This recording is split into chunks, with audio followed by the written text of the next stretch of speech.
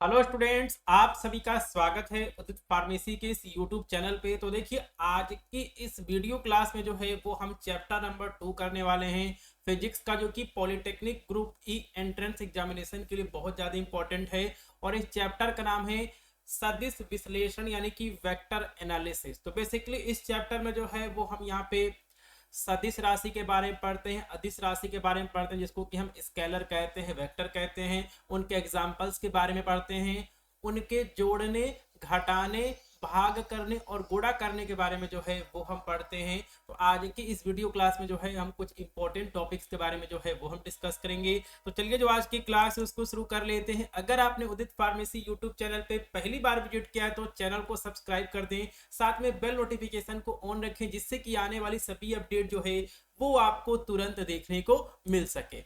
तो देखिए, अगर आप पॉलिटेक्निक एंट्रेंस एग्जामिनेशन ग्रुप ई की तैयारी करना चाहते हैं तो इसके लिए उदित फार्मेसी जो है एक बहुत ही अच्छा कोर्स लेके आया है। और इसके लिए जो है आपको उदित फार्मेसी ऐप को प्ले स्टोर से जो है वो डाउनलोड करना पड़ेगा। और डाउनलोड करने के बाद जो है आपको ऐप पर रजिस्ट्रेशन करना पड़ेगा। अधिक जानकारी के लिए स्क्रीन पे जो आपको नंबर दिख रहा है, आप इस नंबर पे कॉल भी कर सकते हैं। और बहुत ही रिजनेबल प्राइस में, अफोर्डेबल प्राइस में जो है आप फिजिक्स, केमिस्ट्री और बायोलॉजी इन तीनों सब्जेक्ट की जो है आप तैयारी कर सकते हैं। ठीक है, तो चलिए, जो आज की क्लास हम उसको शुरू कर लेते हैं। तो देखिए, चैप्टर नंबर 1 में हमने भौतिक राशियों के बारे में हमने डिस्कस किया था। ठीक है, फिजिकल क्वांटिटीज।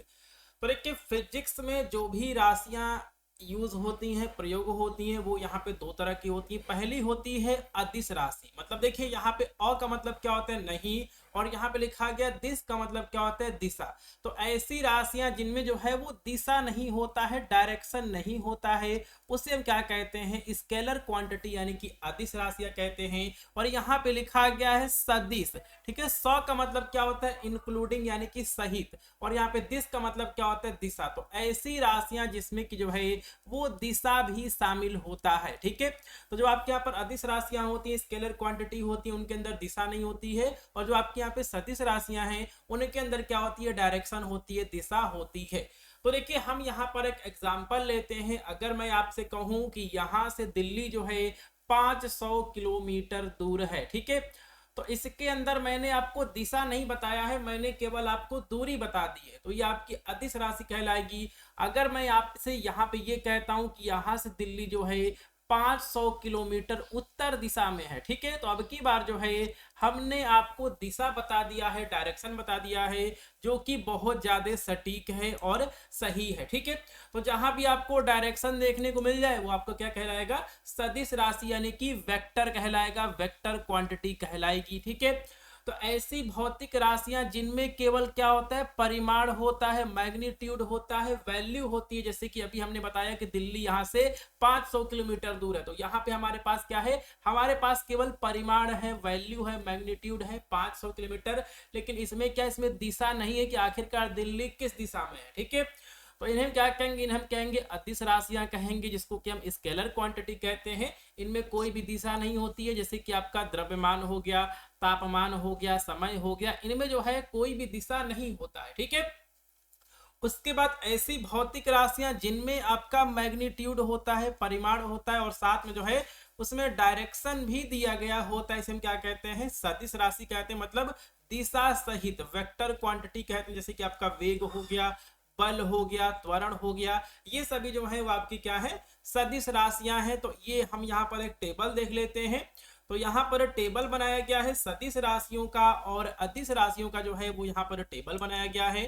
ठीक है, तो सदिश राशियों में आपका हो गया विस्थापन, हो गया वेग, हो गया बल, हो गया विद्युत धारा घनत्व, हो गया बल आगुण, हो गया विद्युत क्षेत्र, हो गया आवेग, हो गया त्वरण, हो गया। बहुत सारी राशियां जो हैं वो आपकी सदिश राशि हैं। उसी तरह जो है अदिश राशियों की बात करें तो दूरी हो गया, द्रव्यमान हो गया, तापमान हो गया, ऊर्जा हो गया, वर्क हो गया, एरिया हो गया, टाइम हो गया, पावर हो गया, ये सभी जो है आपकी अदिश राशियों के जो है वो एग्जांपल्स दिए गए हैं। ठीक है, चलिए, अब इसके बाद जो है वो हम यहाँ पे टाइप्स ऑफ वेक्टर्स के बारे में डिस्कस कर लेते हैं। तो पहला होता है समान सदिश, जिसको कि हम इक्विवेलेंट वेक्टर कहते हैं। ठीक है, तो देखिए जो आपके यहाँ पर समान सदिश होते हैं ये आपके ऐसे वेक्टर होते हैं जिनका की दिशा डायरेक्शन और जो इनका यहाँ पर मैग्नीट्यूड होता है परिमाण होता है दोनों क्या होता है बराबर है। जैसे कि यहाँ पे वेक्टर ए है और यहाँ पे वेक्टर बी है, ठीक है।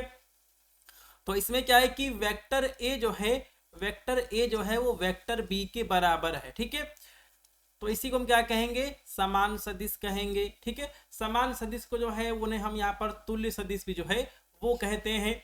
चलिए अब इसके बाद जो है वो दिया गया असमान सदिश अनइक्वल वेक्टर, ठीक है। बिल्कुल यहाँ पे नाम से क्लियर है, ठीक है। असमान सदिश वे सदिश होते हैं जिनका परिमाण अगर समान होगा तो उनकी दिशा अलग अलग रहेगी, ठीक है। जैसे कि इस साइड में जो है वो आपका हमने यहाँ पर वेक्टर ए बना दिया है, ठीक है, और इसका जस्ट अपोजिट जो है हमने इसका डायरेक्शन चेंज कर दिया है तो ये आपका माइनस वेक्टर ए हो जाएगा, ठीक है। तो देखिए इनका परिमाण तो जो है वो यहाँ पर एक है, ठीक है। जो इनका मैग्नीट्यूड है वो यहाँ पे समान है, ठीक है। यहाँ भी एक है, यहाँ भी एक है, लेकिन इसमें क्या है कि इनका जो यहाँ पे डायरेक्शन है वो हमें अलग अलग देखने को मिल रहा है, ठीक है।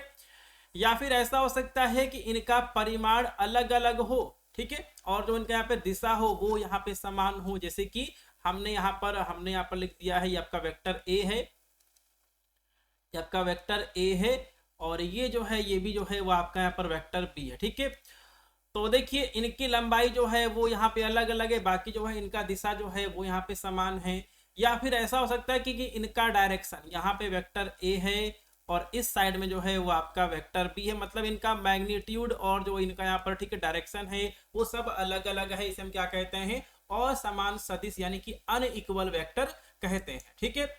उसके बाद लिखा गया है विपरीत सदिश यानी कि अपोजिट वेक्टर। तो इनका मैग्नीट्यूड समान होता है, जैसे कि हमारा यहाँ पर वेक्टर ए है, ठीक है, और इसी के जस्ट अपोजिट इनका मैग्नीट्यूड भी सेम रहेगा लेकिन इसका डायरेक्शन क्या रहेगा अपोजिट रहेगा, और अपोजिट होने की वजह से जो है वो यहाँ पर माइनस साइन लगा हुआ है। तो ऐसे सदिश या फिर ऐसे दो सदिश जिनका की परिमाण यानी कि मैग्नीट्यूड जो है वो इक्वल होता है समान होता है लेकिन जो इनकी डायरेक्शन है वो एक दूसरे के अपोजिट होती है, इसे हम क्या कहेंगे विपरीत सदिश कहेंगे, ठीक है। ये चीज बहुत ज्यादा इंपॉर्टेंट है, ये चीज जो है बहुत ज्यादा इंपॉर्टेंट है और इससे जो है वो क्वेश्चन भी पूछा जाता है कि एकांक सदिश को कैसे निकाला जाए, यूनिट वेक्टर को कैसे निकाला जाए, ठीक है। तो देखिए एकांक सदिश वह सदिश होता है जिसका परिमाण एकांक यूनिट होता है, मतलब एक होता है, ठीक है। तो ऐसा सदिश जिसका की परिमाण क्या होता है एक होता है उसे हम क्या कहते हैं यूनिट वेक्टर यानी कि एकांक सदिश कहते हैं। इसको कैसे लिखा जाता है तो इसको जो है यहाँ पर ए कैप जो है वो लिखा गया है, इसको बी कैप भी जो है वो आपको क्वेश्चन में अलग अलग आपको देखने को मिल सकता है, लेकिन इसमें क्या है कि इसको जो है वो हम यहाँ पे कैप करके जो है वो हम लिखते हैं, ठीक है। एकांक सदिश को जो है ए कैप के द्वारा जो है वो यहाँ पे लिखा गया है। तो इसे ए कैप से जो है वो लिखा जाता है जहां यह वेक्टर ए का जो है एकांक सदिश है, ठीक है। वेक्टर ए का जो है एकांक सदिश है। अब देखिए अगर आपके पास कोई वेक्टर दिया गया है, अगर आपके पास कोई वेक्टर ए दिया गया या फिर कोई भी अगर आपके पास वेक्टर दिया गया है और अगर उसका आपको एकांक सदिश निकालना है तो उसके लिए जो है आपको क्या करना है, तो एकांक सदिश ज्ञात करने के लिए उस वेक्टर में उस सदिश में उसी सदिश के परिमाण का जो है वो हमें भाग देना पड़ेगा। और देखिए हम इससे रिलेटेड बहुत सारे जो है वो हम क्वेश्चंस भी करेंगे हम नेक्स्ट वीडियो में, ठीक है। तो कहने का मतलब ये है कि अगर आपके पास यहाँ पर वेक्टर ए बराबर 2i cap plus 3j cap plus 2k cap दिया गया है और अगर आपसे वेक्टर ए का क्या पूछा गया है एकांक सदिश पूछा गया है, ठीक है, तो वेक्टर ए का एकांक सदिश क्या हो जाएगा ए कैप हो जाएगा बराबर वेक्टर ए, ठीक है। तो वेक्टर ए जो है आपको यहाँ पे जस का तस जो है वो आपको यहाँ पे लिख देना है 2i cap plus 3j cap plus 2k cap हमने लिख दिया है। नीचे क्या है नीचे लिखा गया है ए, तो ए क्या है ए है वेक्टर ए का परिमाण, ठीक है। वेक्टर ए का परिमाण है, अगर आप चाहें तो आप इसको ऐसे भी लिख सकते हैं या फिर जो है आप इसको मोड करके जो है वो आप यहाँ पे लिख सकते हैं तो देखिए जो आपका यहाँ पर वेक्टर ए है, आप इसका परिमाण कैसे निकालेंगे? तो वेक्टर ए का परिमाण निकालने के लिए जो है, वेक्टर ए का परिमाण अगर आपको निकालना है तो आप इसको ऐसे लिख सकते हैं, ठीक है, मोड में। और इसके लिए जो है आपको यहाँ पर एक स्क्वायर बनाना पड़ेगा, स्क्वायर आपने बना लिया है। और जो आपका यहाँ पर वेक्टर ए में इसका यहाँ पर वैल्यू दिया गया सबका जो है वो आपको स्क्वायर करना पड़ेगा। 2 का स्क्वायर क्या हो जाएगा? तो आप यहाँ पे 2 का स्क्वायर लिख देंगे, प्लस आप यहाँ पे 3 का स्क्वायर लिख देंगे, प्लस आप यहाँ पे 2 का स्क्वायर लिख देंगे। वैल्यू कितनी आ जाएगी? 2 दूनी 4 प्लस 3 3 9, 2 दूनी 4, ठीक है, 4 4 16, 16 4 20 और 20 5 25, ठीक है। अंडर रूट 25 जो है वो यहाँ पे आ जाएगा। और अंडर रूट 25 की वैल्यू कितनी होती है? अंडर रूट 25 की वैल्यू जो है वो 5 होती है। तो कहने का मतलब ये है कि जो हमारा यहाँ पर वेक्टर ए है इसका परिमाण कितना होगा? इसका परिमाण जो है वो 5 निकल के आ गया है। तो ये हमारा एकांक सदिश वेक्टर ए का जो है वो यहाँ पे निकल चुका है, ठीक है। तो एकांक सदिश जो है बहुत इंपॉर्टेंट है। और एकांक सदिश का ये वाला फार्मूला जो है, या फिर कहें कि आपको यहाँ पे याद रखना पड़ेगा कि इसको जो है वो हम यहाँ पर एक कैप से लिखते हैं, या फिर जो भी वेक्टर दिया रहेगा उसका हम उसके ऊपर क्या लगा देंगे? कैप लगा देंगे। और इसकी वैल्यू निकालने के लिए जो वहां पे वेक्टर होता है, जैसे कि आपका यहाँ पर वेक्टर ए है, उसको जो है हम यहाँ पर वेक्टर ए के परिमाण से क्या करते हैं? भाग कर देते हैं। तो हमें क्या मिल जाता है? एकांक सदिश यानी कि यूनिट वेक्टर जो है वो हमको मिल जाता है, ठीक है। चलिए अब इसके बाद जो है वो हम यहाँ पे डिस्कस कर लेते हैं शून्य सदिश के बारे में। तो कोई ऐसा सदिश जिसका कि, ठीक है, जिसका परिमाण क्या होता है? शून्य होता है, उसे हम क्या कहेंगे? शून्य सदिश यानी कि जीरो वेक्टर कहेंगे, ठीक है। चलिए तो देखिए आपने 3D के बारे में या फिर आपने 3 दिशीय गति के बारे में सुना होगा। आपने 3D के बारे में पढ़ा होगा, जिसमें कि लंबाई चौड़ाई के साथ में क्या होता है? ऊंचाई भी होता है, ठीक है। तो देखिए क्या है कि जो भी हमारे यहाँ पर एकांक सदिश हैं इनको जो है वो हम यहाँ पे कैसे लिखेंगे? ठीक है, तो ये हमारा x अक्ष है, ये हमारा y अक्ष है, ये जो है वो हमारा z अक्ष है। तो देखिए जो हमारे यहाँ पर x अक्ष होता है इसको जो है वो हम यहाँ पे i कैप लिखते हैं, स्मॉल i कैप हो गया, ये आपका स्मॉल j कैप हो गया, ये जो है वो आपका k कैप हो गया, ठीक है।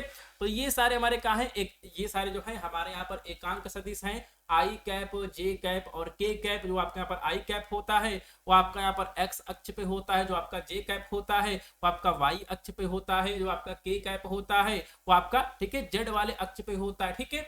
तो इसे हम ऑर्थोगोनल यूनिट वेक्टर कहते हैं, लंबकोणीय, ठीक है, एकांक सदिश कहते हैं। अब देखिए इन्हें हम ऑर्थोगोनल क्यों कह रहे हैं? क्योंकि जो है ये एक दूसरे के जो है वो यहाँ पे ये परस्पर लंबवत है, ठीक है। जैसे कि ये हमारा x है, हमारा y है, ठीक है। तो इनके बीच का भी जो एंगल है वो यहाँ पे 90 है, इनके बीच का जो यहाँ पर एंगल है वो भी यहाँ पे 90 है, ठीक है। इनके बीच का जो एंगल है वो भी क्या है? 90। मतलब तीनों जो है एक दूसरे की क्या है? परपेंडिकुलर है, लंबवत है, ऑर्थोगोनल है, ठीक है।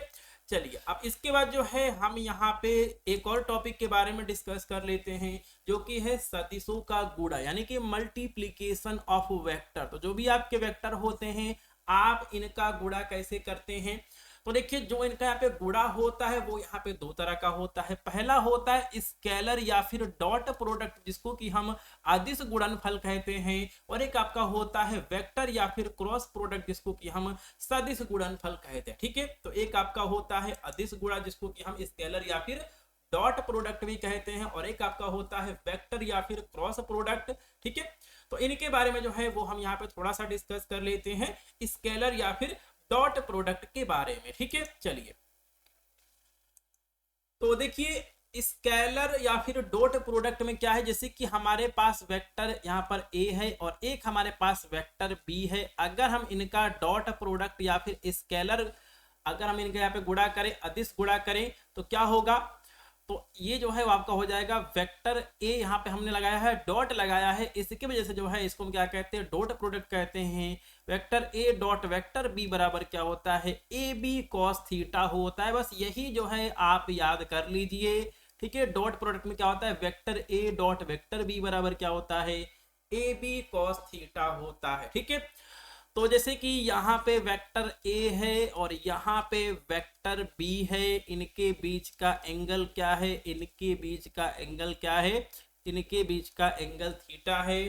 तो इनका अदिश गुणनफल क्या होगा? ठीक है, तो अदिश गुणनफल निकालने के लिए जो है देखिए हमारे पास यहाँ पर वेक्टर बी था, इसका हमने कंपोनेंट ले लिया है ए वाले पे, तो ये नीचे जो है वो आपका क्या हो जाएगा, ये वाला आपका कंपोनेंट जो है ये आपका बी कॉस थीटा हो जाएगा, ये वाला कंपोनेंट जो है वो आपका बी साइन थीटा हो जाएगा। ठीक है, तो इतना हमें यहाँ पे डीप में नहीं जाना है, बस आप जो है इस चीज को आप बस याद कर लीजिए कि अदिश गुणनफल में क्या होता है, डॉट प्रोडक्ट में क्या होता है। अगर कोई दो वेक्टर है, वेक्टर ए और वेक्टर बी, और इनके बीच का एंगल अगर थीटा है, तो इनका डॉट प्रोडक्ट यानी कि अदिश गुणनफल क्या होगा, vector A dot vector B बराबर ए बी कोस थीटा होता है। ये चीज बस आप याद कर लीजिए, और इससे रिलेटेड कौन कौन से फार्मूले हैं उनकी लिस्ट यहाँ पे दी गई है। अगर आपसे कार्य पूछा जाता है W बराबर, तो ये आपका होता है वेक्टर F डॉट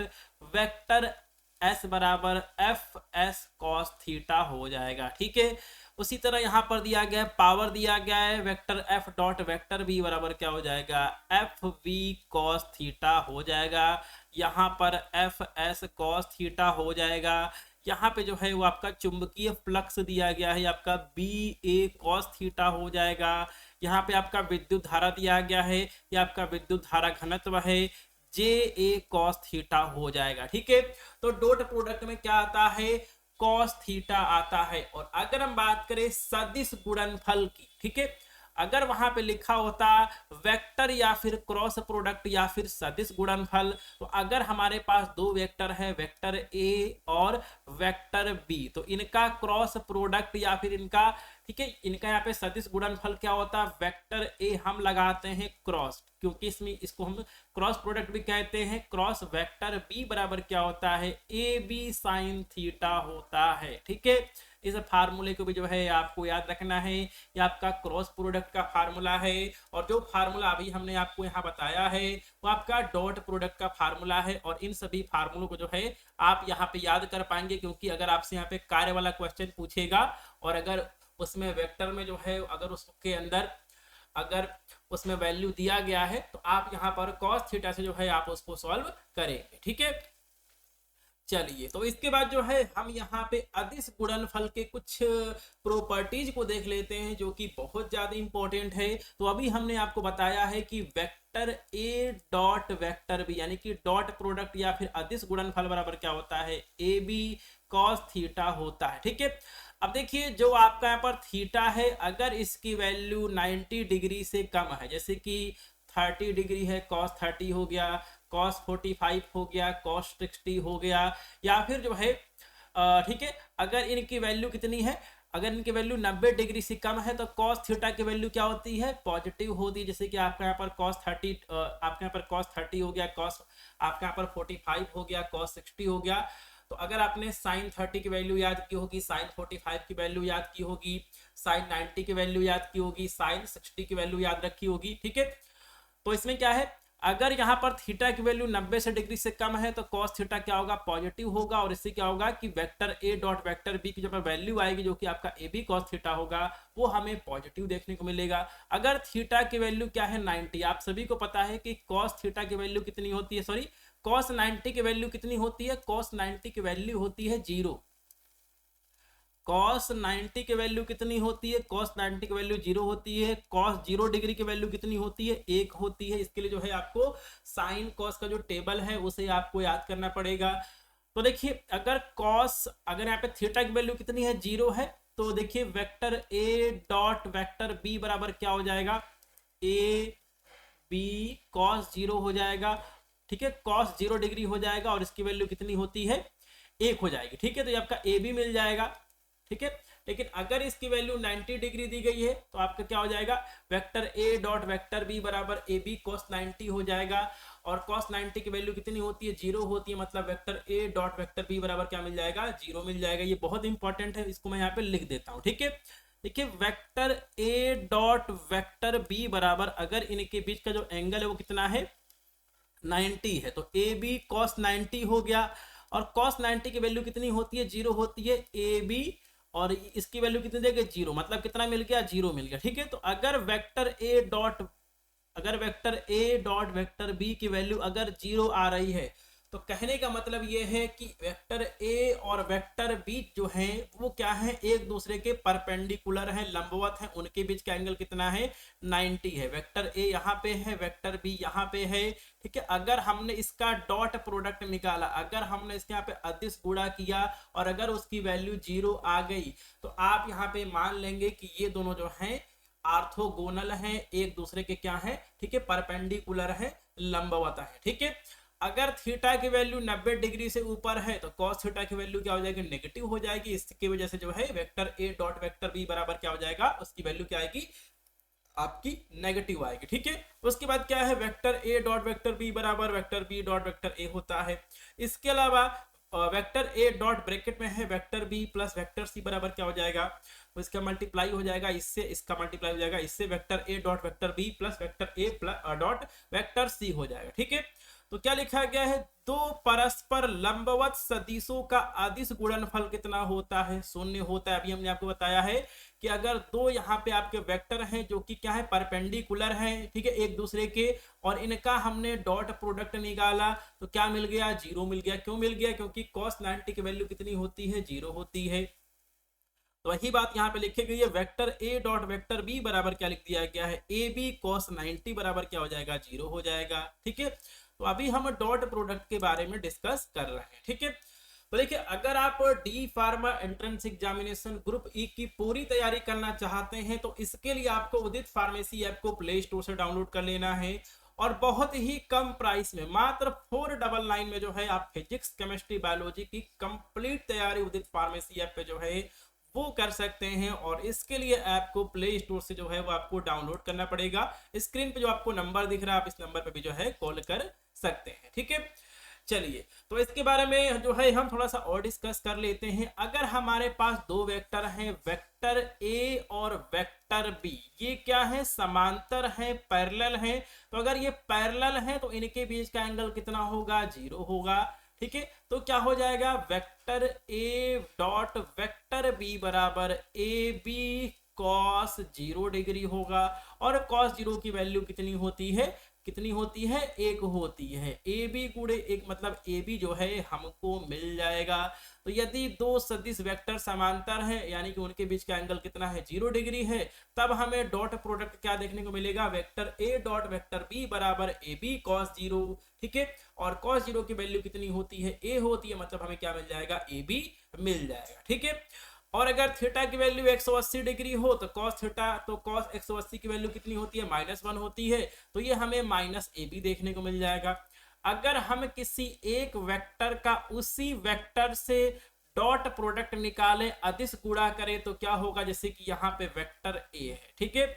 अब इसी का जो है हमने फिर से मल्टीप्लाई, सॉरी, इससे जो है हमने इसका डॉट प्रोडक्ट निकाला है, ठीक है। तो वेक्टर ए का अगर हम यहाँ पे वेक्टर ए से डॉट प्रोडक्ट निकालें तो इनके बीच का एंगल कितना है, थीटा बराबर 0 डिग्री है। तो क्या हो जाएगा, ए कॉस 0 हो जाएगा। कॉस 0 की वैल्यू कितनी होती है, 1 होती है। ए इंटू ए कितना हो जाएगा, ए स्क्वायर हो जाएगा। ए स्क्वायर गुणे 1 बराबर क्या हो जाएगा, ए स्क्वायर हो जाएगा, ठीक है। तो ये सभी इंपॉर्टेंट फीचर जो है वो यहाँ पर स्केलर या फिर डॉट प्रोडक्ट के जो है वो लिखे गए हैं और इनको आपको याद कर लेना है, ठीक है।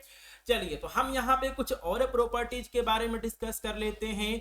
तो हमने यहाँ पर कुछ इस तरह का जो है हमने यहाँ पर इमेज बना दिया है। ये आपका एक्स एक्सिस है, ये आपका वाई है, आपका जेड है, यहाँ पे आपका वाई कैप है, ये आपका जे कैप है, ये जो है आपका के कैप है, ठीक है। मतलब कोई वेक्टर इस साइड होगा, कोई वेक्टर इस साइड होगा, कोई वेक्टर जो है वो इस साइड होगा, ठीक है। तो देखिए यहाँ पे क्या लिखा गया है, डॉट प्रोडक्ट लिखा गया है, ठीक है। तो यहाँ पे लिखा गया है आई कैप डॉट जे कैप, मतलब क्या हो जाएगा, ठीक है, आई जे कॉस थीटा हो जाएगा। और इनके बीच का एंगल कितना है, 90 है। और कॉस 90 की वैल्यू कितनी होती है, 0 होती है, ठीक है। तो अगर हम वेक्टर आई का यहाँ पे डॉट प्रोडक्ट करें वेक्टर जे के साथ में, जे का, ठीक है, यहाँ पे डॉट प्रोडक्ट करें के साथ में, या फिर के का हम करें डॉट, हम इनका यहाँ पे डॉट निकालें, ठीक है, डॉट प्रोडक्ट निकालें आई के साथ में, तो क्या मिलेगा, 0 मिलेगा, ठीक है। ये चीज बहुत इंपॉर्टेंट है। आई कैप डॉट जे कैप बराबर जे कैप डॉट के कैप बराबर के कैप डॉट आई कैप बराबर कितना मिल जाएगा, 0 मिल जाएगा, क्योंकि आई जे कॉस हो जाएगा। कॉस कितना हो जाएगा, कॉस 90 हो जाएगा। कॉस 90 की वैल्यू कितनी होगी, जीरो हो जाएगी। ठीक है, वही क्या दिया गया, आई कैप डॉट आई कैप बराबर जे कैप डॉट जे कैप बराबर के कैप डॉट के कैप बराबर क्या होगा, आई हो जाएगा। क्यों हो जाएगा, जैसे कि यहाँ पे हमारा एक्सिस है, एक्स एक्सिस है, इस पे जो है वो हमारा आई कैप है, और यहाँ पे जो है आपका क्या है, एक्स एक्सिस है, यहाँ पे जो है आपका आई कैप है। इनके बीच का एंगल कितना है, 0 डिग्री है। और कॉस जीरो की वैल्यू कितनी होती है, कॉस जीरो की वैल्यू कितनी होती है, 1 होती है।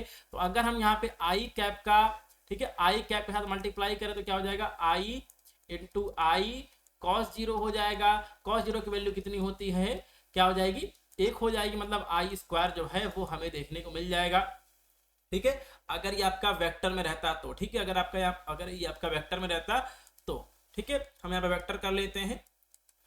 तो देखिए, कहने का मतलब ये है कि अगर आप डॉट प्रोडक्ट में देखें तो आई, ठीक है, तो आपका यहाँ पर आई कैप डॉट आई कैप बराबर जे कैप बराबर, ठीक है, जे कैप डॉट जे कैप बराबर के कैप डॉट के कैप बराबर कितना होता है, 1 होता है। ठीक है, अब देखिए, अगर आपके पास दो वेक्टर दिए गए हैं जो कि यहाँ पर लिखे गए हैं, वेक्टर ए बराबर A X I cap plus A Y J cap plus A Z K cap, और वेक्टर बी बराबर B X I cap B Y Z cap plus B Z K cap, तब क्या होगा, vector A dot vector B बराबर क्या हो जाएगा, A X into B X हो जाएगा, क्योंकि आई कैप और आई कैप मिलकर क्या हो जाएगा, 1 हो जाएगा। ठीक है, सेम उसी पैटर्न पर A Y cap into B Y cap हो जाएगा। ठीक है, जेड कैप कहाँ हो गया, गायब हो गया, जेड कैप का मल्टीप्लाई होगा जेड कैप के साथ में तो क्या हो जाएगा, 1 हो जाएगा। ठीक है, ठीक सेम पैटर्न पे ए जेड का मल्टीप्लाई होगा बी जेड के साथ में, के कैप का के कैप से मल्टीप्लाई हुआ क्या मिल जाएगा, 1 मिल जाएगा। ठीक है, और बाकी सभी जो है वो 0 हो जाएगा। आपका यहाँ पे 0 कैसे हो जाएगा, आई कैप का मल्टीप्लाई जो है वो यहाँ पे होगा जे कैप के साथ में क्या मिल जाएगा, 0 मिल जाएगा। फिर से यहाँ पे दिया गया आई कैप दिया गया, इसका मल्टीप्लाई होगा किससे, के कैप के साथ में क्या मिल जाएगा, 0 मिल जाएगा। ठीक है, तो इन सभी आपको जो भी आपके यहाँ पर, ठीक है, प्रॉपर्टी दी गई है स्केलर प्रोडक्ट की, आपको जो है इनको याद करना पड़ेगा। ठीक है, और इसमें जो है देखिए, फिजिक्स ऐसा सब्जेक्ट है कि आपको इसमें रटना नहीं है, आपको प्रैक्टिस करना है, और इन सभी से जो है वो हम क्वेश्चंस भी सॉल्व करेंगे। ठीक है, चलिए, तो आप कैसे परिमाण निकाल सकते हैं उसके बारे में अभी हमने पिछले यहाँ पे हमने एक क्वेश्चन हमने यहाँ पे किया हुआ है, एक एग्जांपल हमने किया हुआ है। तो जैसे कि यहाँ पे आपको दो वेक्टर दिए गए हैं, वेक्टर ए और वेक्टर बी, और अगर आपसे पूछे कि वेक्टर ए और वेक्टर बी का अदिश परिमाण या फिर परिमाण क्या होगा, तो आप इसको कैसे निकालेंगे, आप इस तरह जो है इसको निकालेंगे। वेक्टर ए बराबर जो है आप कर देंगे अंडर रूट, जो भी यहाँ पर वैल्यू दी गई है उसका जो है आपको स्क्वायर करना पड़ेगा।